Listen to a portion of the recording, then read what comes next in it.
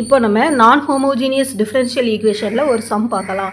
y double dash plus 7y dash plus 10y equal to e power 3x. இதை பாருங்கள், இது second ஆர்டரில் இருக்குது, கான்ஸ்டன்ட் கோஎஃபிஷியன்ட் இருக்குது, ஈக்குவல்ட்டுக்கு அடுத்து என்ன இருக்குது, ஒரு எக்ஸ்போனன்ஷியல் ஃபங்க்ஷன் இருக்குது.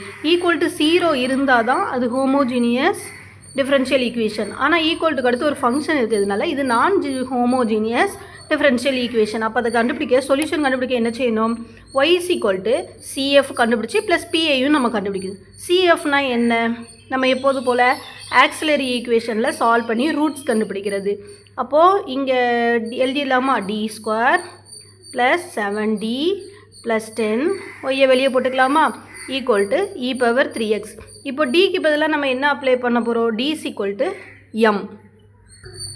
m போட்டோம்னா என்ன ஆகும், m square plus 7m plus 10 equal to 0. இதுக்கு ரூட் கண்டுபிடிச்சோன்னா 5 2s are 10. அப்போ m ப்ளஸ் 2 m ப்ளஸ் 5. அப்போ m1 ஈக்குவல் டு என்ன வேல்யூ கிடச்சிருக்கு, -2, m2 ஈக்குவல் டு -5. ரெண்டுமே ரியலில் இருக்குது, நான் ஈக்குவலாக இருக்குது. அப்போ நாட் ஈக்குவலாக இருக்குது. அப்போது y c ஈக்குவல் டு இந்த ஃபார்முலாவில் அப்ளை பண்ணிடலாமா, a e power m1x plus b e power m2x. m1 வர இடத்துல -2, m2 வர இடத்துல -5.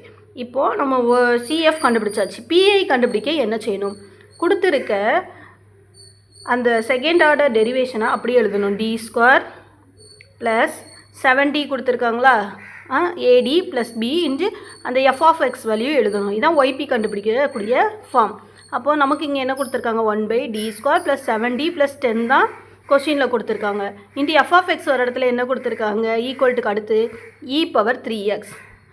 அப்போது என்ன பண்ணணும்னா, இ பவரில் இருக்க 3யை இங்கே டிக்கு வந்து அப்ளை பண்ணிடணும், அவ்வளோதான். ரூட்ஸுக்கு இதை d + 5 d + 2நாலும் பிரித்து எழுதலாம்.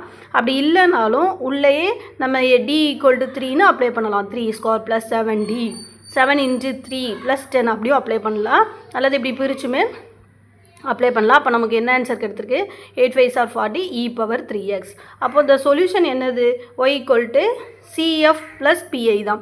cfக்கு நமக்கு என்ன வேல்யூ கிடச்சிச்சு, ஆன்சர் கிடச்சிது a e power -2x plus b e power 5x -5x கிடச்சதா, ப்ளஸ் ypக்கு வேல்யூ e பவர் 3x/40.